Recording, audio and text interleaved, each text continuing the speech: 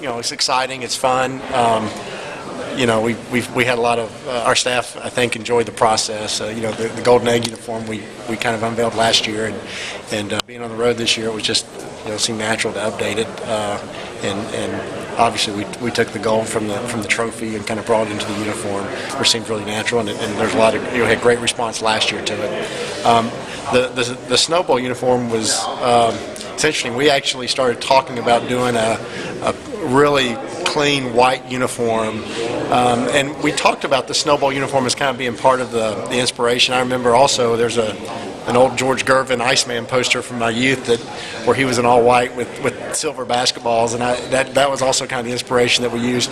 We actually did all that work before Texas A&M even joined the SEC, and we knew that this game was going to happen.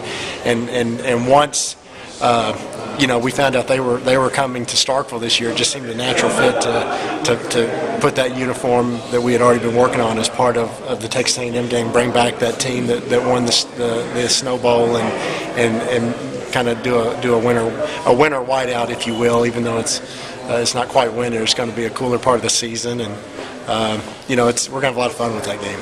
So you're going to unveil that when the uniform when you guys host A&M? We're wearing that uniform for the A&M game, yes, sir. Was it important to sort of keep, I guess, a traditional look compared to, the outlandish Oregon colors and the way they use their uniforms a little bit? Everybody's different. I think this really fits for us. We kind of are doing a departure on the helmet for the Snowball, and actually that was we had a fan named Rocky Vaughn who designed that, and someone emailed that work into our office, and we started looking at it and thought that would be a really cool thing, and so we kind of. We took his design and used that as the inspiration for the helmet, which kind of makes it, that's pretty different for us it's not your typical helmet from Mississippi State, but I think it fits with the look that we're trying to achieve there with the Snowball. How many different designs did you look at before you came up with those two right there? That's a good question, Gene. I don't really remember it. Obviously, the Snowball design is kind of patterned after our regular season uniform, just with the different color scheme, with the silver tied into it with the white. It's these uniforms are, you see a design, then you constantly tweak it and go back and forth. And like I said, the Snowball uniform, that was probably 2 years in the making. Once the initial concept came up, and as I said, we kind of locked into that before we even knew Texas A&M would become the Starkville this year. The Bulldog, is that the one that fan created? Yeah, that's our logo.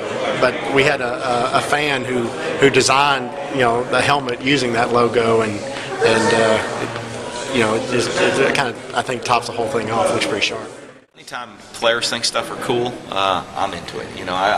My concern is our guys play hard, and I think when they think they look good, they feel good, they play good. So I'm into it. I love it.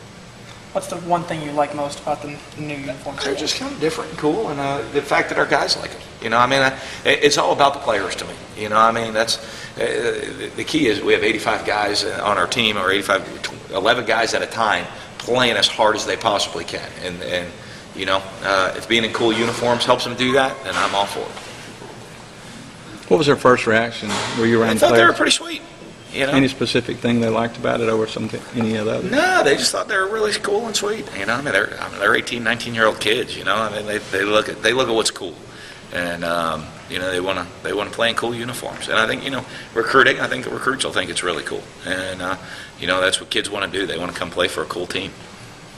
Give you more of a competitive edge with them all fancy? We'll see, We'll see. If our kids play hard, it does. It gives you a competitive edge. If recruits think it's really cool, and we try to be an innovative and cool school, they're going to want to come here, so that helps.